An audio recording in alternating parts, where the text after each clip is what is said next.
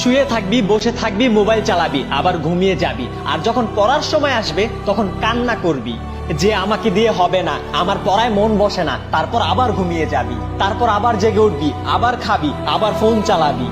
আরে তোর চেয়ে বেটার তো একটি পশুর জীবন। কমসে কম সে এটা তো বোঝে যে তার জন্য কোনটা বেটার।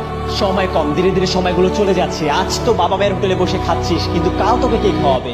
কাল যখন তোর ফ্রেন্ড সার্কেল তোর থেকে আগে চলে যাবে, যখন তাদের স্বপ্ন পূরণ করতে থাকবে, তখন তুই রাস্তায় রাস্তায় ঘুরে বেড়াবি আর কান্না করতে থাকবি। আর বাহানা দিয়ে যাবি আমার ভাগ্য ভালো ছিল না, আমার সময় খারাপ ছিল, আমার কাছে এটা ছিল না, আমার কাছে ওটা ছিল না। আরে কাকে বোকা বানাচ্ছিস? কাকে মিথ্যে বলছিস? এই দুনিয়া মানুষের চিন্তা ভাবনাকে বোঝে না, মানুষের কষ্টকে অনুভব করে না। যদি তুই একটি ভালো লাইফ লিড করতে চাস, নিজের ভাগ্যকে বদলাতে চাস, তাহলে কিছু করে দেখাতে হবে। আমার পড়ায় মন বসে না, আমাকে দিয়ে হবে না।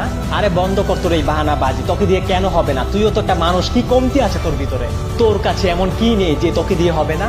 যে ক্লাসে টপ করে সেও তো একটা মানুষ, তারও তো দুইটাই চোখ, তারও তো একটাই মাথা, কিন্তু তোর আর তার মধ্যে পার্থক্য অনেক। তোর পড়াশোনায় মন বসে না কারণ তুই কাম চালানোর জন্য পড়াশোনা করিস। তোর কাছে পড়াশোনা একটি সাকসেস, কিন্তু এটি সাকসেস নয়। এটি জীবনের সাকসেস হওয়ার একটি রাস্তা। যার পড়াশোনায় মন বসে তার একটি স্বপ্ন থাকে, তার একটি গন্তব্য থাকে, তার মধ্যে কিছু অ্যাচিভ করার তীব্র ইচ্ছা থাকে। আর সে ভালো করেই জানে যে পড়াশোনা করার রাস্তা তাকে তার গন্তব্যে নিয়ে যেতে পারে। তার জন্য তার পড়াশোনায় মন বসে আর সে ক্লাসে টপও করে। পড়াশোনাকে নিজের সাফল্য নয়, নিজের সাফল্যের রাস্তা বানাও, তখন পড়াশোনায় মন বসবে। তখন কেউ কেউ বাহানা বানায়, আমি তো ফোন এডিকশনে এডিক্টেড হয়ে পড়েছি, আমার পড়াশোনায় মন বসে না। আরে ফালতু বাহানা বন্ধ কর। মোবাইল তো সেও চালায় যে ক্লাসে টপ করে, মোবাইল তো সেও চালায় যে সাকসেস থেকে সাকসেসফুল হয়েছে।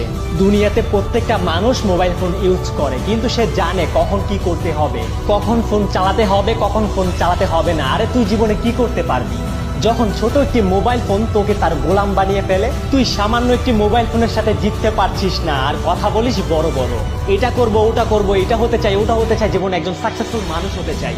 আরে চোখ খোল, এখনো সময় আছে, বাহানা দেওয়া বন্ধ কর, এখনো সময় আছে।